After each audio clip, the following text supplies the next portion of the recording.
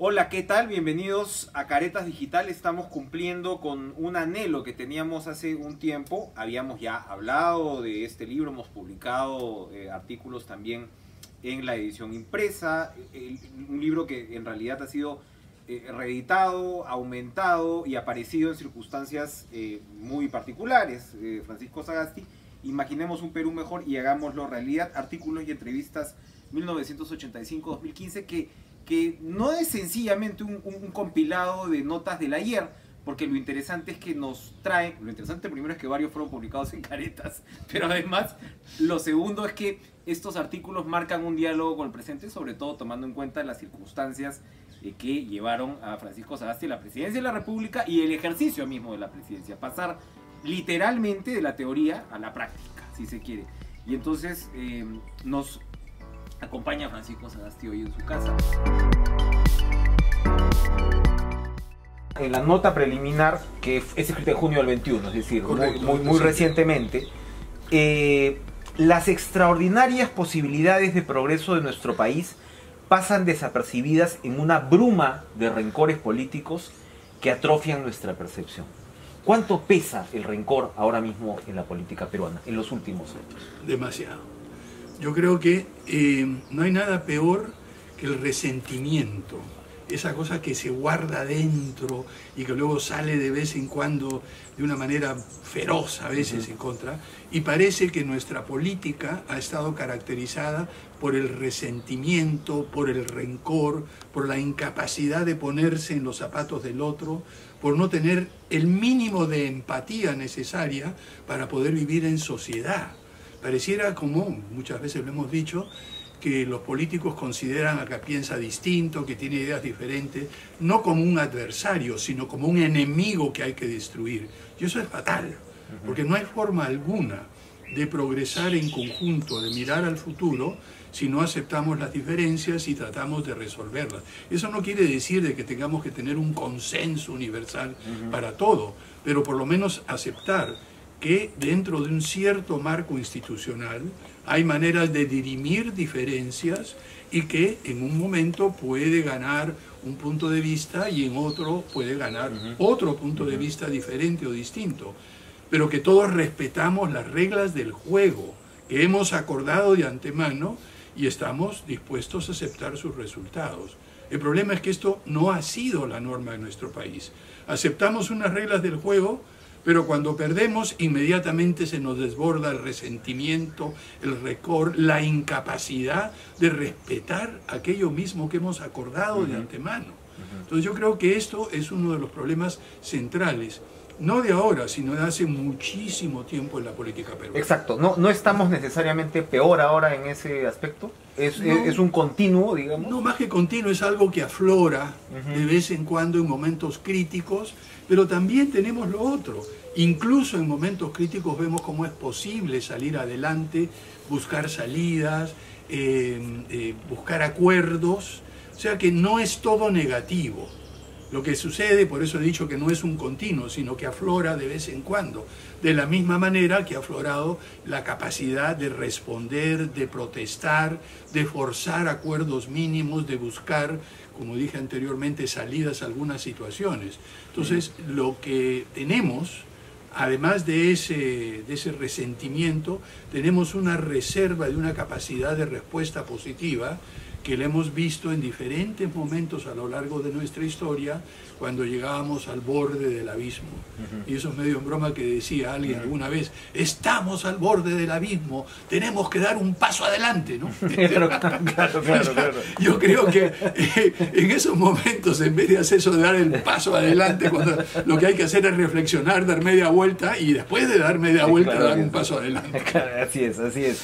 Ahora, el otro tema que llama la atención en la primera parte es el compromiso que tuvo Enrique Sileri, ¿no? con este impulso, en este caso es Agenda Perú, es un prólogo a la edición del 99. ¿No? Claro. ¿No? Y bueno, claro, no creo que usted quiera hablar mucho de esas características, pero es muy interesante lo que dice. ¿No? Sagasti dice es un intelectual tecnocrático del posmodernismo transmilenario porque se desempeña en un mundo globalizado pero fracturado, como él lo define en base a su constante participación, casi siempre como conferencista, etc. Y más allá de los adjetivos cariñosos que en realidad tiene Enrique, en este prólogo, él rescata algo que acaba de decir, de recordar usted, que es esta suerte de globalizado pero fracturado, el pensamiento paradojal, al cual vamos a volver más adelante, que nos lleva precisamente a este contraste entre rencores y esta capacidad finalmente de salir adelante ya en el caso específico peruano. Eso es algo que se repite a lo largo de todo el libro. Hablaba mucho con Sileri sobre esto, hablaba con Enrique sobre este tema, esta aparente contradicción tan difícil de solucionar. Definitivamente todo el tiempo, ¿no, Enrique? Y como por eso es que el libro está dedicado a su memoria, en primer lugar, era un constante compañero de diálogo, de búsqueda, de discusión, era una especie de conciencia permanente, un Pepe de Grillo grande que siempre estaba cuestionando, buscando, planteando, y con el cual era una maravilla conversar, porque cuando tiene una persona que tiene la misma visión, los mismos objetivos, pero puntos de vista distintos. Hemos tenido discusiones muy fuertes en muchas oportunidades, pero el cariño, el respeto, la empatía y la convicción de que en última instancia los dos teníamos una visión de un país desarrollado, un país armónico, de un país en paz, nos ayudó a lo largo de los años. Y creo que Enrique también, y eso lo hemos conversado con él, era también una persona muy paradójica, ¿no? También. Y yo creo que esa es la perspectiva que hay que tener en la actualidad. Estamos bombardeados por cosas contradictorias, y si no tenemos la capacidad de poder apreciar cada una de ellas sin paralizarnos, creo que en este artículo no cito en este libro, pero en un artículo más reciente, y permíteme referirme a algunos de los trabajos académicos que he hecho. En diciembre de 2019 publiqué un artículo en el Harvard Deusto Business Review que se llamaba, en inglés era Renewing Strategic Planning and Management, a Paradoxical Approach, renovando el pensamiento y el planeamiento estratégico, un enfoque paradójico. Y ahí hago una serie de referencias a esta nueva manera de pensar, que trasciende la lógica y la dialéctica y trata de crear una nueva forma de apreciar el mundo tan complejo que tenemos ahora, con sus contradicciones, pero sin paralizarnos, y poder avanzar en medio de estas, digamos, discontinuidades, diferencias, antinomias, contradicciones, y manteniendo la vista siempre en el punto de mejorar la calidad de vida, mejorar la condición humana. Eso es exactamente lo que uno va viendo. Yo tengo un montón de apuntes porque ya no todavía lo tengo en la cabeza. Y como bueno, ninguno de nosotros ya, y si llega a mi edad peor voy a ir recurriendo así como alumno por ese lado, pero, a ver, Max Hernández en su introducción también contemporánea, por decirlo así, destaca un punto del libro. Destaca varios, pero hay uno que llama mucho la atención cuando hablábamos de esto de teoría a la práctica, que es lo que usted cita en algún momento sobre los sistemas de desinformación gerencial y lo aplica para los jefes de Estado. Y por supuesto una de los puntos que genera siempre mucho interés es cómo un presidente se informa, cómo toma decisiones, cómo es ese círculo del poder. Ahora mismo todos estamos preguntándonos cómo funciona el círculo del poder en torno al presidente. Lo que usted estudió, analizó a lo largo de los años, ¿lo aplicó finalmente? ¿Fue similar en el ejercicio del poder a tal como lo había planteado o encontró diferencias importantes en esa forma de informarse para tomar decisiones? Sí y no. Es decir, realmente cuando uno está en un puesto clave, el grado de responsabilidad es muchísimo mayor y por lo tanto la obligación de tener la mejor calidad de información que es posible en tiempo real, porque no estamos hablando en el mundo académico que uno se sienta, revisa la literatura, hace un análisis, plantea una hipótesis, consigue evidencia y luego varios meses después produce algunas ideas, algunas hipótesis, algunas conclusiones. En el mundo real de ejercicio del poder, las cosas tienen que pasar inmediatamente. Entonces hay una urgencia, una velocidad mucho mayor entre la producción de información y conocimiento y la toma de decisiones. Se comprime el tiempo en el mundo del ejercicio de la autoridad y del poder político, que es algo que no sucede en el mundo académico. Pero los procesos son muy parecidos. Es decir, uno tiene que tener la capacidad de poder, digamos, acceder en primer lugar Y para poder acceder tiene que saber que existe.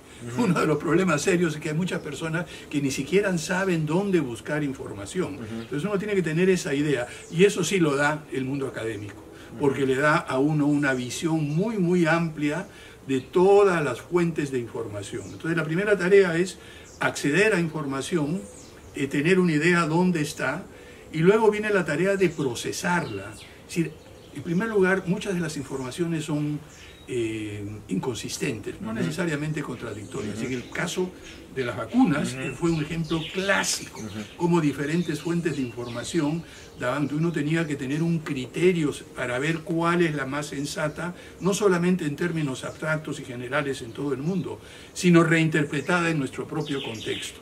Entonces lo que puedo decir es, parando aquí, ver si hay alguna repregunta, es que lo que aprendí a lo largo de muchos años en términos de búsqueda y procesamiento de información me sirvió muchísimo, pero hubo que acelerarlo.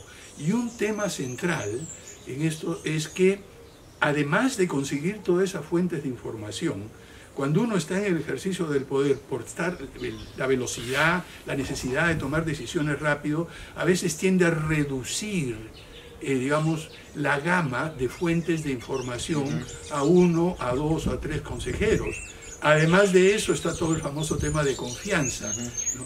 Uno tiene que tener no solo la capacidad de pedirle a los asesores, a los ministros, al presidente del Consejo de Ministros, que ayuden a identificar, conseguir información, procesarla en un cierto rango para poder tomar decisiones, sino además de eso, uno tiene que tener algunas fuentes no convencionales de información que probablemente van a contradecir los puntos de vista de los asesores de confianza y tener la suficiente apertura, y ahí viene la visión paradójica, para poder tomarlas en cuenta y ver si ayudan a corroborar o a veces a modificar ligeramente la información, los consejos y las opciones que producen el grupo de confianza.